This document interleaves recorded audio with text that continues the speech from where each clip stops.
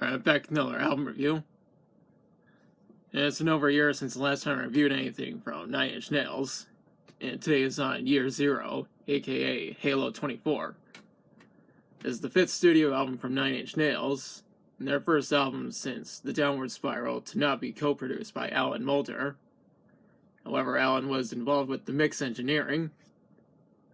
The album was produced by Trent Reznor and Atticus Ross. Now, this album was recorded between September and December of 2006, and it was released on April 17th, 2007 under Interscope. As the title of the video implies, this would be the last album from Nine Inch Nails to be released under Interscope. The main reason why Nine Inch Nails parted ways with Interscope is because of overseas pricing. Now, this album is mainly focused on electronic rock, but there are also elements of electronic, digital hardcore, and electro-industrial. This album is actually a concept album that's meant to criticize the US government in order to present a dystopian vision of the year 2022, which is actually a year away at the time of making this review. I'd like to mention that Nine Inch Nails' 2006 tour merch designs feature references to the US military. Trent Reznor even said in an interview that this, quote, reflected future directions. He went further describing this album as, quote, the soundtrack to a movie that doesn't exist. That's a pretty accurate description if you ask me. Sam also criticizes the US government's policies at the time and, quote, could be about the end of the world. And this could be applied with all the packaging.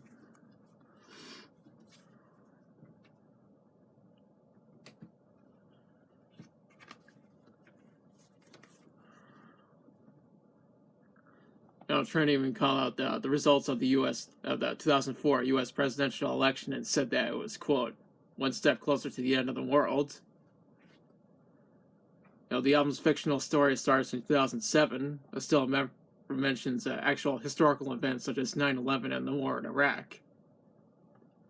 There are also fictional events that lead to chaos around the world, such as bioterrorism attacks, the elimination of American civil liberties, and even a nuclear war between the U.S. and Iran.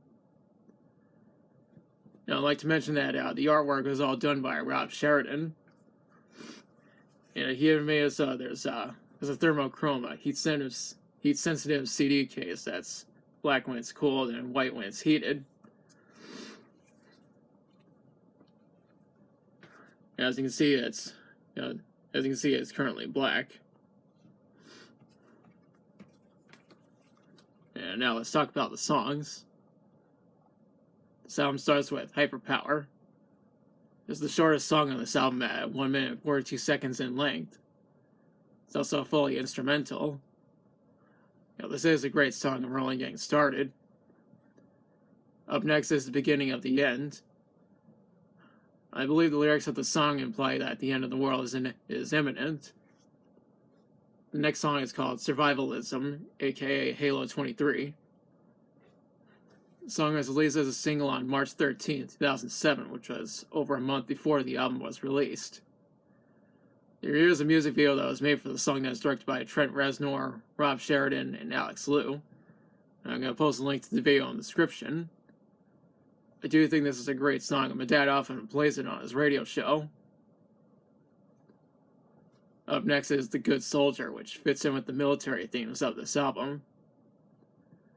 Vessel and Me and Night come after that, and these are both great songs. Up next is Capital G, which was released as a single on June 11th, 2007. The song in particular is centered around electronic rock, with some elements of glam rock. I believe the title is referring to then U.S. President George W. Bush. The song criticizes his actions while he was in office. The song also features William Artope on the trumpet, Matt Demrett on the tenor sax, Josh Freese on drums, Elizabeth Lay on trombone, and Jeff Gallegos on Wynn's musical arrangement and baritone sax. My Violent Heart, The Warning, and God Given are after that. And these songs are focused on the album's elements of electro-industrial, while also fitting in with the album's concept. Follow that up with Meet Your Master, which is centered around industrial rock. The Greater Good and The Great Destroyer come next. And these songs are centered around electronic music, though The Great Destroyer has more elements of electro-industrial. That's followed up by another version of The Truth, just in the realm of electronic music. I really like the ambience of the song in general. It's also fully instrumental. The next song is In This Twilight, just one of the songs from the album that's in the realm of electro-industrial. This album ends with Zero Sum, which is the longest song on this album at 6 minutes and 14 seconds. From what I read is that this album sold over 187,000 copies within the first week. It even debuted at number 2 on the Billboard 200, as well as number 1 on the US top rock albums. I also read that Trent Reznor had criticized Universal Music Group, the company that owns Interscope, because of their pricing and distribution plans for this album. Honestly, I can't blame him, because UMG are such assholes to people on YouTube, especially with YouTube's copyright system. Speaking of which, the copyright system is why I never even play a few songs from any song. The copyright system is why I never even play a few seconds of any songs from whatever album I'm talking about. Anyways, it wasn't until Trent's departure from Interscope when he and Rob Sheridan decided to start up their own record label called the Knoll Corporation in 2008. But that's a different story. Anyways, this album was received very well from critics, and rightfully so, since it has a rating of 76 on Metacritic. Ratings range from a 5 out of 10 to a perfect 10. As for my opinion on it, I think this is a great album. Although it's not as good as With Teeth or The Downward Spiral, I think it's a great album overall, and I highly recommend it. It's also the 5th concept album that I've reviewed. Now's the part where I question you.